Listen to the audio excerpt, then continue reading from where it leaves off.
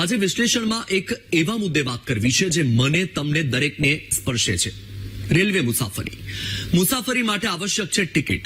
હવે રેલવે ટિકિટને લઈને નિયમો બદલાયા છે. આજે વિશ્લેષણમાં એક તમામ નિયમોને વિગતવાર સમજીશું. જ્યારે તમે ટ્રેનમાં મુસાફરી કરવાનું વિચારો છો અને તમે રિઝર્વ્ડ રેલવે ટિકિટ ખરીદો છો ત્યારે ઘણી વખત એવું જોવા મળ્યું છે કે તમારી ટિકિટ વેઇટિંગ લિસ્ટમાં હોય. તમને એક એવી મૂંઝવણનો સામનો કરવો પડે છે જેમાં તમને ખબર નથી હોતી કે તમારી ટિકિટ કન્ફર્મ થશે કે નહીં. આ મૂંઝવણ અને મુસાફરીની સમસ્યાઓ ઘટાડવા માટે રેલવેએ એક નવી પહેલ કરી છે. રેલવે વેઇટિંગ લિસ્ટ ચાર્ટ હવે 4 કલાકને બદલે 24 કલાક અગાઉ તૈયાર કરવામાં આવશે. સામાન્ય રીતે તમને ખબર હશે કે જ્યારે તમે ટ્રેન માટે ટિકિટ બુક કરો છો તો જ્યારે તમારી ટ્રેનનો સમય હોય તેના 4 કલાક પહેલા ચાર્ટ પ્રિપેર થાય છે અને ત્યારે તમને ખબર પડે છે કે તમારી સીટ કન્ફર્મ થઈ છે કે વેઇટિંગ રહી ગઈ છે. રેલવેનો દાવો છે કે આ યોજના રેલવે ટિકિટિંગમાં ઘણી પારદર્શિતા લાવશે. આ યોજના 6 જૂનથી બિકાનેર ડિવિઝનમાં પ્રાયોગિક ધોરણે શરૂ પણ કરી દેવામાં આવી છે.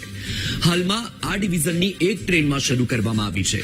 રેલવે સૂત્રોનો દાવો છે કે આ પ્રયોગના છેલ્લા 4 દિવસમાં ખૂબ જ સકારાત્મક પરિણામો આવ્યા છે. આ સાથે આ ટ્રેનમાં મુસાફરી કરતા મુસાફરોને પણ ઘણી સુવિધા મળી છે. બિકાનેર પછી દેશના વિવિધ ભાગોમાં આનો પ્રયોગ કરવામાં આવશે. આમાં તે રૂટ પણ પસંદ કરવામાં આવશે જ્યાં ટ્રેનોમાં વેઇટિંગ લિસ્ટ ખૂબ વધારે છે. ઉદાહરણ તરીકે સમજી લઈએ તો જો આપણે દિલ્હીથી ઉત્તર પ્રદેશ, બિહાર અને પશ્ચિમ બંગાળ સુધીના કેટલાક સ્થળોની વાત કરીએ તો ત્યાં આખા વર્ષ દરમિયાન વેઇટિંગ લિસ્ટ ખૂબ જ વધારે રહે છે. તેવી જ રીતે બિહાર અને ઉત્તર પ્રદેશથી મહારાષ્ટ્ર અને ગુજરાત સુધીની જે ટિકિટ છે તેના માટે પણ લોકોને ઘણી મુશ્કેલી પડે છે. તો દિલ્હી મુંબઈ રૂટ પર કેટલીક ટ્રેનોમાં કન્ફર્મ ટિકિટની પણ ઘણી સમસ્યા છે. આવી સ્થિતિમાં આ પ્રયોગ ટૂંક સમયમાં આ રૂટ પર પણ કરવામાં આવશે. સૌથી પહેલા તો એ સમજવું આવશ્યક છે કે ભારતીય રેલવેએ આ બદલાવ કરવાનું કેમ વિચાર્યું, તેની પાછળનો હેતુ શું છે. તો ગ્રાફિક્સના માધ્યમથી એ પણ સમજી લઈએ કે શા માટે આ નિયમો બદલવામાં આવ્યા છે અને આ જે ચાર્ટ પ્રિપેર કરવાનો નિયમ બદલવા પાછળનો મુખ્ય હેતુ શું છે. ગ્રાફિક્સના માધ્યમથી સમજી લઈએ કે આ નવો નિયમ કેમ લાગુ કરવામાં આવ્યો છે. તો મુસાફરો વૈકલ્પિક મુસાફરી કરી શકશે. એટલે કે જો તમને આગલા દિવસે ખબર પડી જાય છે તો તમે કોઈ બીજી ટ્રેન જોઈ શકો છો અથવા તો તમે વિમાનની મુસાફરી પસંદ કરી શકો છો કે તમે કોઈ બસની પણ મુસાફરી કરી શકો છો. વધારાના કોચ લગાવવાનો લાભ રેલવેને મળશે. એટલે કે 4 કલાક પહેલા જો ચાર્ટ પ્રિપેર થાય તો વધારાનો કોચ ન લગાવી શકાય, પરંતુ જો આગલા દિવસે ચાર્ટ પ્રિપેર થઈ જાય તો વધારાનો કોચ પણ લગાવી શકાય.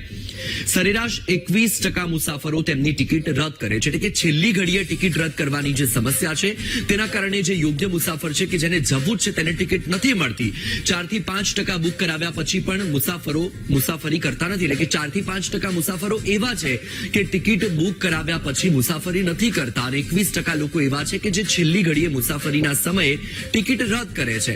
એટલે કે જો આગલા દિવસે ચાર્ટ બની જશે તો આ જે ટિકિટો રદ થાય છે તો તે રદ થયેલી ટિકિટની જગ્યા ખાલી થશે. તો તેમાં જે મુસાફરોને ખરેખર મુસાફરી કરવી છે કે જેની ટિકિટ વેઇટિંગ લિસ્ટમાં રહી ગઈ છે તો તેમને પણ એ લાભ મળશે. એટલે કે 24 કલાક પહેલા આ જે ચાર્ટ પ્રિપેર કરવાનો નિયમ વિચારવાનું નક્કી કર્યું છે તેની પાછળ આ હેતુ છે.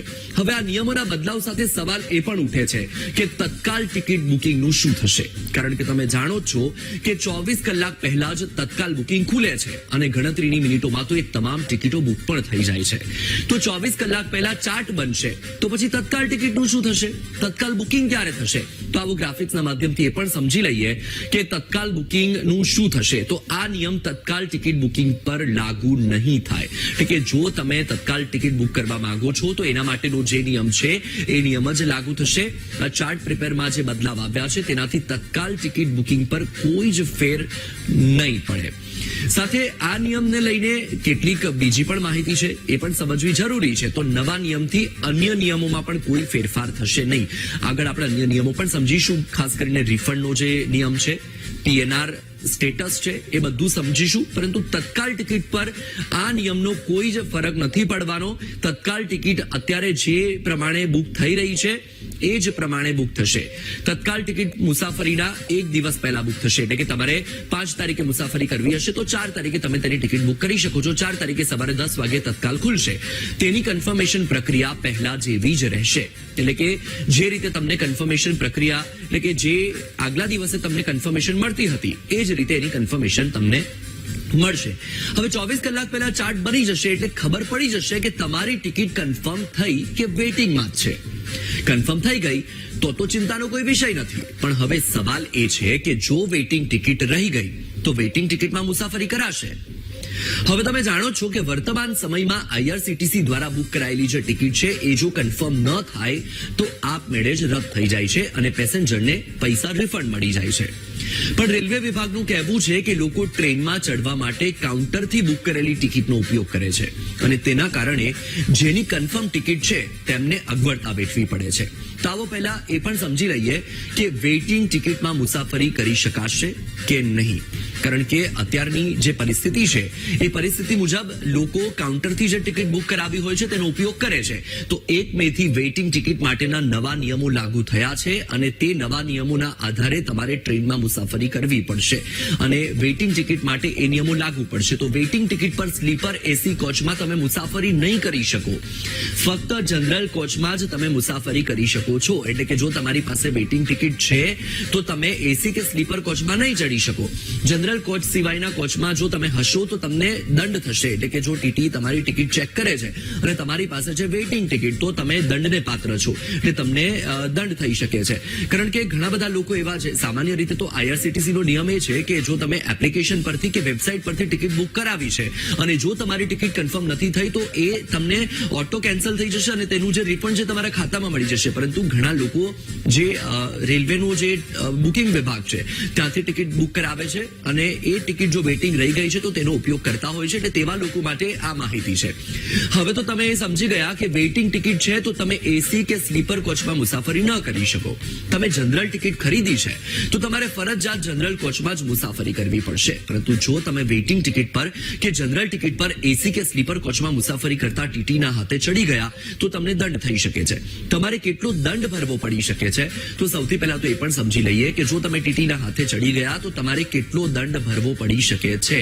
કારણ કે ટીટી તમને પકડશે ને તમારી પાસે ટિકિટ નથી કાં તો તમે વેઇટિંગ ટિકિટમાં બેઠા છો તો એસી માટે 440 રૂપિયા દંડ ભરવો પડશે, સ્લીપર માટે 250 રૂપિયા. ટ્રેનના શરૂઆતના સ્ટેશનથી પકડાવ છો કે ટ્રેનના શરૂઆતના સ્ટેશનથી જો ટીટી તમને પકડે છે તો તમારે સ્ટેશન સુધીનું ભાડું ભરવું પડશે. એટલે કે તમને જે એસી અને સ્લીપર માટેનો દંડ નિયત કરવામાં આવ્યો છે એ દંડ તો તમારે ભરવો જ પડશે.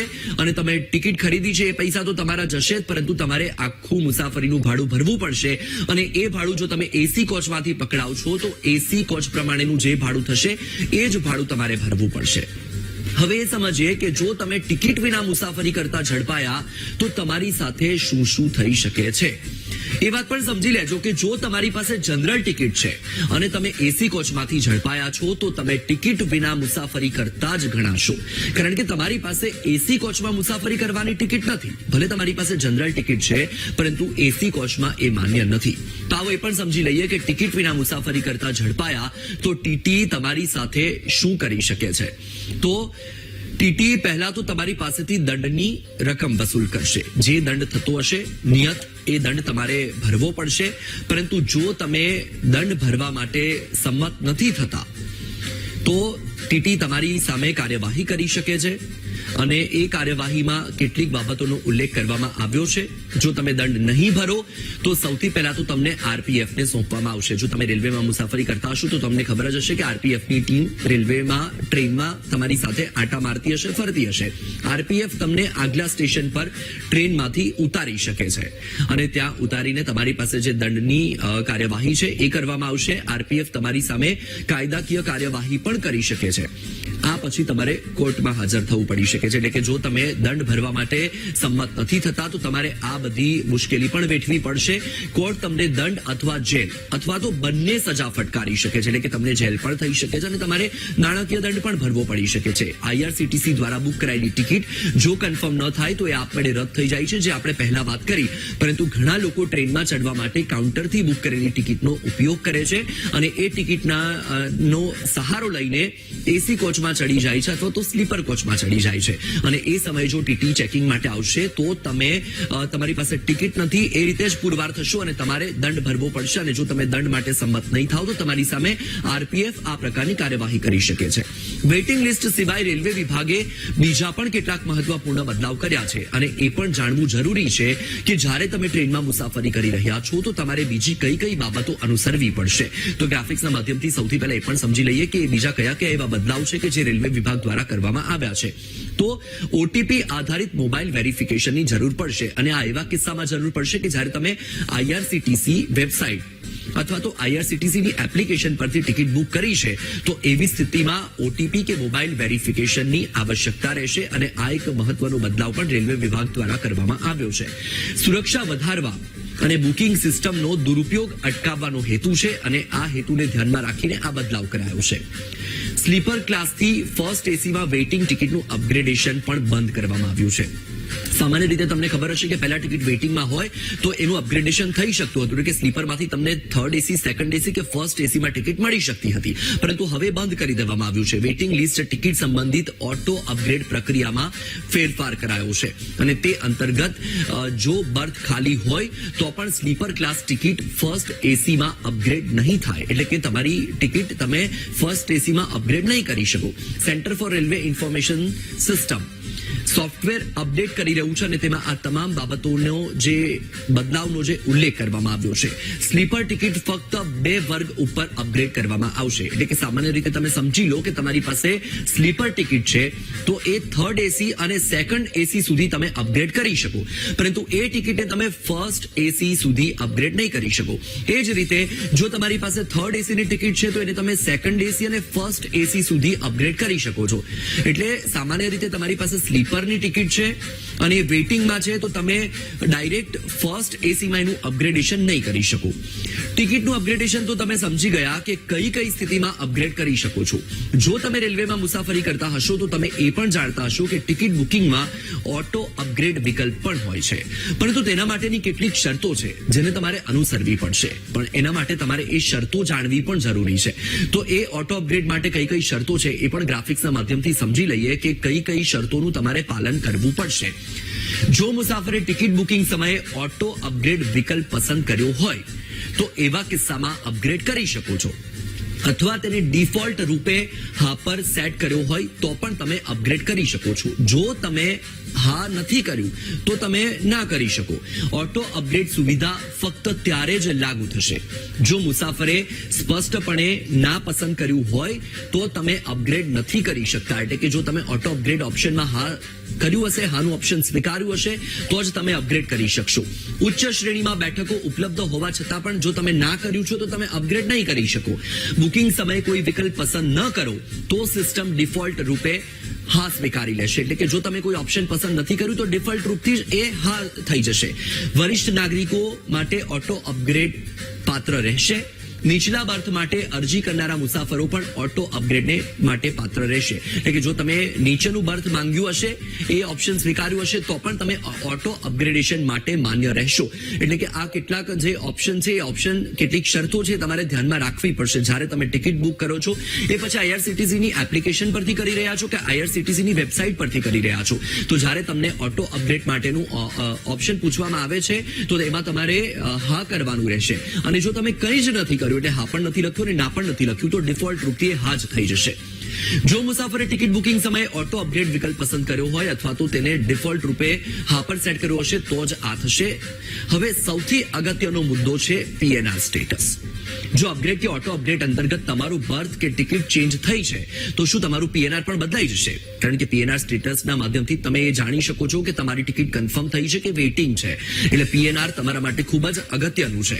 અને અપગ્રેડ થયા પછી પણ જો તમારે ટિકિટ કેન્સલ કરવાની થાય છે તો રિફંડના નાણાંનું શું, એ પણ એક સવાલ છે કે તમે ટિકિટ અપગ્રેડ કરાવી દીધી છે અને પછી તમારે કેન્સલ કરવાનું થયું છે તો પછી નાણાંનું શું થશે?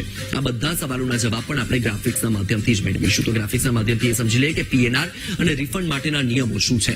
તો અપગ્રેડ પછી પણ વેઇટિંગ લિસ્ટ ટિકિટનો પીએનઆર નંબર એ જ રહેશે, એટલે કે તમે ટિકિટ અપગ્રેડ કરી છે પણ તમારો પીએનઆર નહીં બદલાય, પીએનઆર તમારો સેમ રહેશે, જેનો ઉપયોગ મુસાફરીની વિગતો ટ્રેક કરવા માટે થાય છે.